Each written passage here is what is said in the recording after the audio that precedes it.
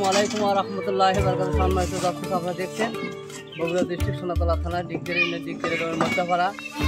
এই রাস্তাটা আমার জন্ম থেকেই রাস্তা ভেঙে যায়, আবার করানো হয়, ভেঙে যায়, আবার করানো হয়। তারপরে এই গত কয়েক বছর ধরে পাকা রাস্তা হচ্ছে। পাকা রাস্তা হওয়ার পরেও পানি নিষ্কাশন হওয়ার কারণে এই রাস্তা এই বাড়ির পানি পাড়ার পানি রাখছে, এখন বারবার ভেঙে যায়, করা হয়।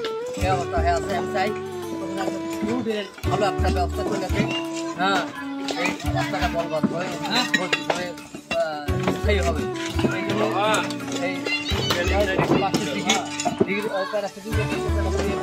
আজও আছে, তারপরে সমস্যা এই অর্থনীতির মধ্যে ভোগ করছে। আমার এলাকার আমার এই আমার ভাগ্নে সেই হলতে মাস্টার সাহেব মোটর সাইকেলে আছে, তাতে কিছু কথা না হবে।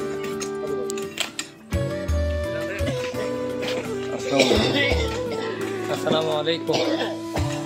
আমি ধন্যবাদ জানাচ্ছি আমার শ্রদ্ধেয় মামা জাহিদুল মামাকে।